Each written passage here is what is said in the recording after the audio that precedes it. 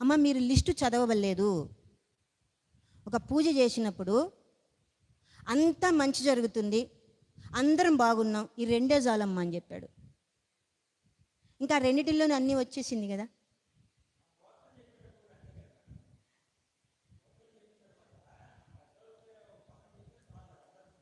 వచ్చేస్తుంది కదా.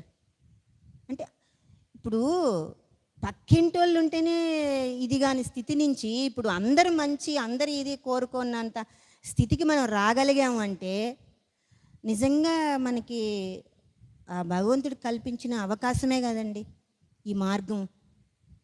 ఈ మార్గాన్ని ఎవ్వరు కూడా ఒక్కసారి మనకి ఇది తెలిసింది అంటే ఎన్ని బాధలు వచ్చినా ఒకటే అండి. అంటే దీనిలోకి రాకముందు కూడా ఏదైనా బాధ వచ్చింది అనుకోండి, తీరిపోయింది. ఇంకొకటి అంటే ఇంకొకటి ఎదురు చూస్తున్నట్టు ఉంటుంది. ఆ బాధలో నుంచి బయటపడ్డప్పుడు చాలా రిలాక్స్గా ఉంటాం. 10 మందితో డిస్కస్ చేసి పడేదేమి ఉండదు. మనం స్వతహాగా పడ్డా కానీ అదేందో రిలాక్స్గా ఉంటుంది. ఒక అతను మా బంధువులతను ఫస్ట్ నుంచి కింద మీద పడి ఇది ఉన్న అతనే, ఆర్థికంగా ఏమో కానీ ఎప్పుడు కూడా తను హ్యాపీగా ఉంటాడంటండి. ఉన్న దాంట్లో ఒక భక్తి మార్గంలో కానీ ఈ ధ్యానం అన్నీ ఉన్నాయి తనకి. ఆయన ఒకరోజు అన్నారు, అమ్మ నాకు ఇప్పుడు అన్నీ తీరిపోయాయి, ఇంకా ఏమన్నా కర్మలు నాకు తెలియకున్నా ఉన్నాయేమో, మళ్ళీ జన్మెత్తి అవి తీర్చుకోవడం ఎందుకు, అవేవో ఇప్పుడే వస్తే నేను తీర్చేసుకుంటానమ్మ, ఖాళీగా ఉన్నాను అన్నాడు. 77 ఏళ్ళండి ఆయనకి. నాకు అసలు ఏదన్నా చిన్న బాధ వస్తే దేవుడా దేవుడా దేవుడా దీన్ని ఎప్పుడు పోగొడతాం అనుకునే మనము ఇంత కోరుకుంటున్నారంటే ఎంత స్థితి. ఇప్పుడు మనకు ఒక బాధ మనకు కావాలి అన్నామంటే మనం ఒక ఇబ్బందిగానే తీసుకుంటాం కదా. ఇంకేమన్నా ఉన్నాయేమో ఇప్పుడే క్లియర్ చేసుకుంటాను, ఇప్పుడు ఖాళీగా ఉన్నానమ్మా నేను.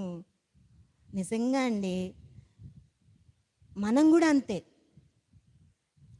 మనమేం అడగబల్లే, ఎందుకంటే ప్రత్యేకంగా మనం ఏది అడగడం చేయడము, ఈ మార్గంలో ఒక స్థితిలోకి వెళ్ళిన తర్వాత మనం ఏది అడగడం చేయడం, ఇది కావాలి లేదు, ఇది వద్దు లేదు, జరుగుతూ ఉంటుంది, చూస్తూ వెళ్తూ ఉంటాం.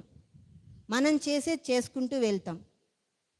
చేసేదంటే మనం ఒక స్థితికి వచ్చాక మనం ఏం చేసినా అది ఒక మంచి ఇదిలోనే ఉంటుంది కదండి. ఏ పని చేసినా, ఏం మాట్లాడినా, ఏం చేసినా కానీ మనం ఒక స్థితిలోనే ఉంటాం. ఏ గుడికి వెళ్ళినా కానీ ఆ ఉన్న విగ్రహంలో నుంచి మనకేదో చెప్తున్నట్టే ఉంటారు, మనమేదో తెలుసుకునేటట్టే ఉంటాము. అదేం చెప్పాను కదా, గురువు మీద దృష్టి పెట్టినప్పుడు వెంకటేశ్వర స్వామి వచ్చి చెప్పేవాళ్ళు, కృష్ణయ్య వచ్చి చెప్పేవాళ్ళు, అన్నీ చెప్పినవి కూడా ఏంటంటే అప్పటి నా అవగాహన స్థితి తెలుసుకోలేదు కాబట్టి రాసి పెట్టేసుకున్నా. ఇప్పుడు కొంచెం దానికి అవన్నీ కూడా అవగాహన, ఏది కూడా మనం అనుభూతి చెందంది ఒకరికి చెప్పలేమండి. ఇప్పుడు నేను జిలేబీ తిన్నాను, నేను తినకుండా తిన్నాను మీద ధర్మం ఉంది. కలియుగం వచ్చేసరికి ఒక్క కాలు మీదనే ధర్మం ఉంది.